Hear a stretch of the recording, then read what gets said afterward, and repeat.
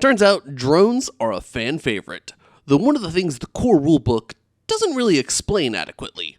Or perhaps they stripped a few things out of earlier editions but then added them in later books. Well, chummers, it took me a while to get around to this, but better late than never, right? We'll be covering one of those books today, Rigor 5.0.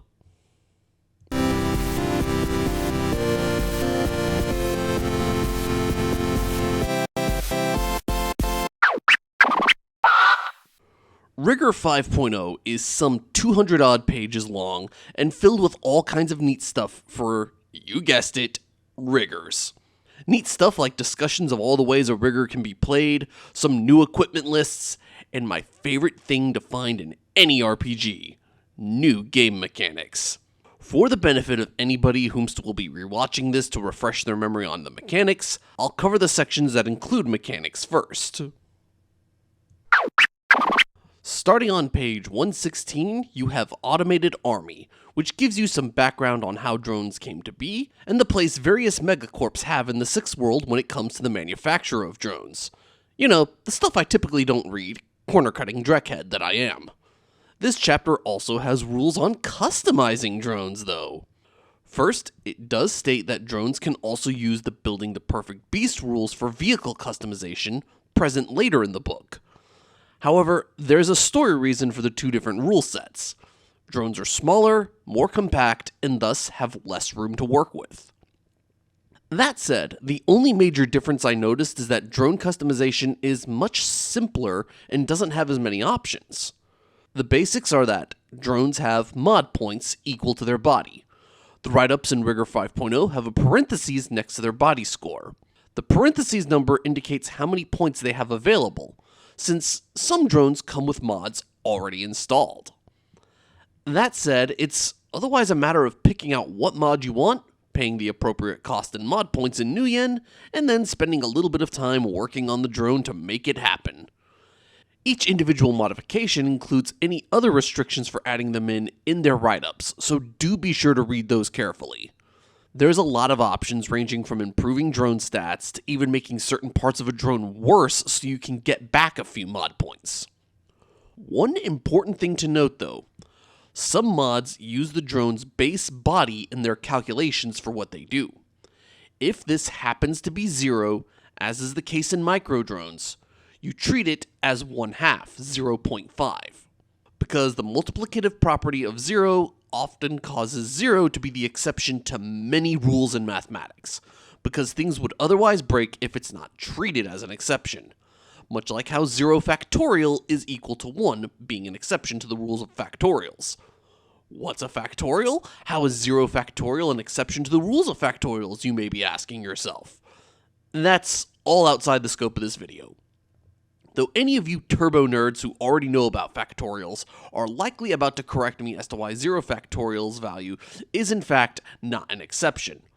Trust me, I do know the detailed answer. But again, the finer points of mathematics are outside the scope of this video. I digress. I think it's important to note, Rigor 5.0 erratas some of the stat blocks for drones in light of the drone customization rules, the body in parentheses I mentioned earlier. While most of the data remains the same, if you're using Rigor 5.0, you should use the drone stat blocks in this book. They're mostly the same as in the core, but there are a few outliers. Though if your GM isn't allowing the drone customization rules, this chapter does still have some useful things.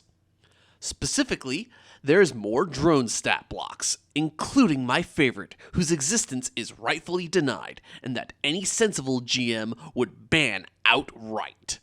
The Noise Skeeto. Page 150 starts building the perfect beast, the reason to tar for this book. Customizing vehicles. This process is very similar to drone customization rules from the previous chapter.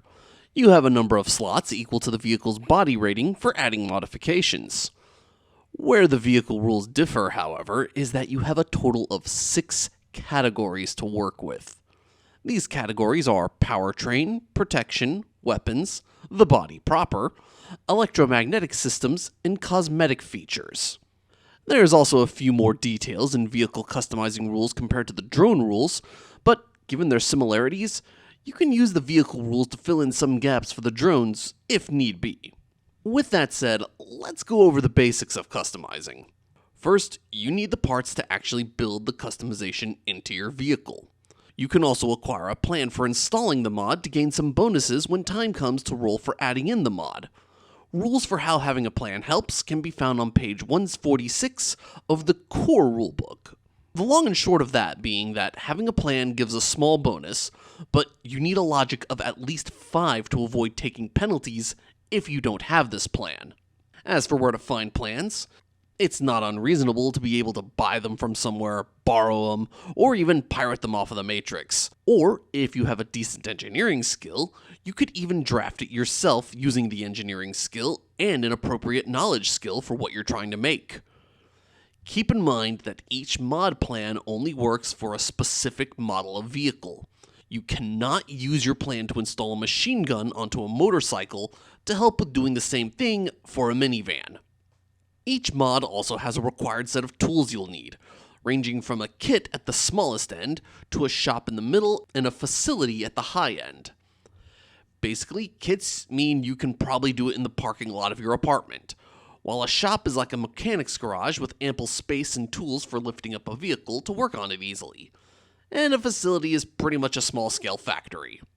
As for the roll, it's an extended roll using the relevant mechanic skill plus logic, limited by logic, with an interval of 1 roll every hour. The threshold for any given mod is listed as part of its write-up. For those of you that need a reminder of how extended rolls work, you're going to form your dice pool as normal. Then for every hour your character spends in-game doing the task, you roll. And if you don't reach the number of hits equal to the threshold, you make a note of how many you have, add that to the total you've acquired so far, and you can try again after working on it again for another hour. Though this cannot go on indefinitely. Every roll will remove 1 dice from your pool until you hit 0. So unless you're some kind of god tier mechanic, this is probably not the sort of thing you'll want to do right before a run, so much as something you do after a successful run when you're flush with cash and looking to spend it all. Also listed in this chapter is equipment you can add to vehicles that do not count as mods. All told, there is a lot of fun to be had with this chapter. Abstractions of modifying and repairing vehicles add a life to Shadowrun besides shooting and robbing people for money. It could just as easily be that your character is like Ractor from Shadowrun Hong Kong, running in the shadows to earn money to build terrifying machines, doing what you must to do what you love. Maximum Pursuit starts on page 172, and it is my favorite chapter in Rigor 5.0.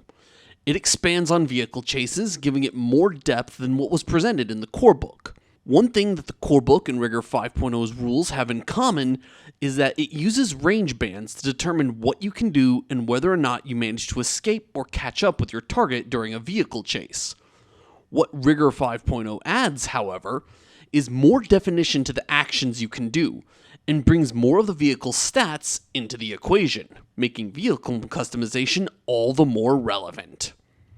First, there's a few important details that need to be explained. Some of them are stats for vehicles, others come from some of the charts in this chapter. Speed is an abstract measure of how fast your vehicle can go. It is not a measure of how many meters per second it travels. Terrain refers to vehicle driving conditions, per the chart on page 173. Range is roughly how far apart 2 vehicles are, per the chart on page 174. And of course, the other vehicle stats, particularly acceleration and handling, come up as well. Acceleration is how rapidly a vehicle can change its speed, and handling is how easy it is to remain in control of the vehicle. With all of that said, chases behave a lot like combat, and typically end when one car gets away from the other, or one of them is rendered unable to move for some reason. Until then, there's a host of actions drivers, and sometimes passengers, can engage in during the middle of a chase. All of them count as complex actions. Some of these actions are impacted by range and speed of the vehicle. If an action has a required range, you can only do it at that range in relation to your target. Ramming another car at long range just doesn't make sense. and if you're at close range, you won't be able to build up enough speed for it to really matter. You can still perform an action if you're not at the ideal speed, but it becomes harder to do. For every point that you're above or below the ideal speed, that much is added to the threshold for succeeding as a penalty. For example, the drive-by in Broadside has an optimum speed of 2. This means if you're going at speed 1 or 3, you add 1 to the threshold to succeed. But if you're at speed 4, you would instead add 2. That's what terrain plus speed refers to in the threshold part of its roll notation, not the speed of the vehicle. The final thing you need to know about chases. Every turn, anybody driving a vehicle needs to spend an action using the control vehicle action, or the vehicle becomes out of control, giving all the occupants a -2 to any rolls they make while it remains out of control. If the vehicle is already out of control and another turn is completed without regaining control, the vehicle's autopilot takes over. The autopilot, I'd like to remind you, obeys traffic laws, follows the speed limit, and in the event of an emergency, will seek to leave the roads in favor of going someplace safe like a parking garage. If there is no autopilot on the vehicle for some reason, Newton's first law comes into play. An object in motion tends to stay in motion, which will result in a very bad time for its occupants if something abruptly stops it. Also worth noting, the vehicle driving conditions chart from the core book on page 201 also affects these actions as well. This is one of the chapters that really makes rigging shine. Technically, anybody can try controlling a vehicle manually, but Initiative in Shadowrun 5th edition determines how many actions you can get in one turn. Meaning, if you don't have wired reflexes, or some other method of raising your initiative, you're most likely going to spend most of your time just using control vehicle. And even then, many of these maneuvers get really tricky when you consider that most of the penalties are increases to threshold, with successes limited by the handling of your vehicle. But those limitations can be worked around. A vehicle control rig, the cyberware used by riggers, lets them reduce the threshold by the rig's rating to a minimum of 1 for any action they're doing while operating a vehicle. And they get bonuses to handling if they're driving their vehicle in virtual reality. What all this means is if your target is too cheap to get a rigger to do their driving for them, or you can otherwise indispose their rigger sometime before they need to pilot something, you can make a chase much easier for yourself. With the big rule sections out of the way, let's circle back to the front of the book and talk about some of the fluffier stuff, like hot rubber, cold steel, starting on page 10. Hot Rubber Cold Steel is, fortunately, not the latest in a series of ill-advised splat books for a certain anime-themed role-playing game. It's mostly a lore chapter, written in first person, and describes what riggers in the Sixth World think about their lot in life. Though halfway through, it shifts into things that riggers that run in the shadows excel at. And it's exactly the sort of thing I like to see in any role-playing game. Riggers are surprisingly versatile, because even though puts their brain into a machine is a simple concept, there's a lot of ways you can thus use machines. The short list of things that a rigger excels at is transportation, assuming they have the right vehicle and the skills to operate it. An aircraft pilot is not the one you want operating your submarine after all. Surveillance, since they can have eyes everywhere, as well as create distractions anywhere they put those eyes. Drones are also easy to hide, either by camouflaging them or blending them into a crowd of other machines. You can also be a one-man army as well, since drones are cheap and easy to repair and replace. There's also a few other unexpected things that kind of tie in with other roles. A drone can technically be used to break into a place and gather information and spy on its inner workings, but drones cannot exactly talk their way out of getting caught, so they're not the best for legwork, but in a pinch they'll do. And even though they're unable to hack, riggers do have a few options at their disposal for dealing with deckers. Typically, this involves increasing matrix noise to make hacking harder for them. They can also deal with mages by breaking line of sight to their target, or using drones equipped with special anti-magic tools like FAB grenades and astral powder. And if you can establish a reputation for it, a drone with a video screen can make an effective, if kind of rude, face for dealing with Mr. Johnson. Just be sure to send your troll street samurai chummer in as well. Suits love seeing warm bodies after all. Which, that tactic is also useful if Mr. Johnson happens to like using pheromone wetware to get people to be more agreeable to a bad idea. And the last few passages of this chapter describe all the myriad types of vehicles out there, setting the stage for homebrewing some kind of prototype vehicles one corporation or another might be working on, which, being Shadowrunners, the players will then be tasked to operate on in some form or fashion. All the Angles starts on page 24. This chapter is a primer of strategies that you can use as a rigger, and more importantly, hammers in some of the themes of Shadowrun as a whole. Themes such as pick something to specialize in, but always have one or two other abilities to rely on, just in case your main approach doesn't work. Shadowrun may be in the same category of game as Dungeons & Dragons, and even share a few qualities with it, like having extensive rules for making things unalive. However, Shadowrun is also a game that rewards players who find ways to avoid filling people with bullet holes, bruises, and lacerations. And this chapter gives all the details on how riggers can excel at less violent approaches, mostly along the veins of how drones are really cheap and expendable. The strength of drones is that there's many types and many ways to use them, and since they're cheap, they can be used to bait an enemy into going somewhere else. In fact, if you have a lot of different drones with different modes of transport, you can attack the enemy from literally multiple angles, distract them with one wave, and go deeper in with another. This chapter also includes countermeasures for dealing with riggers. GMs, while it's tempting to use these as a gotcha moment, overusing them will just feel like straight up dreck. However, the counterpoint to the above, these tactics can also be used by players when the enemies are sending out drones. Such as if you spot a drone eavesdropping on a sensitive conversation, start lying your butt off and feed the rigger bogus information. And if you're dealing with a bunch of little drones, throw some grenades or some ball lightning spells. And of course, an effective enemy against a rigger, either a decker or another rigger. The chapter also introduces a few electronic warfare actions based on data processing, meaning you don't necessarily need a cyberdeck to use them. Your comlink will do just fine, assuming it's not a piece of garbage.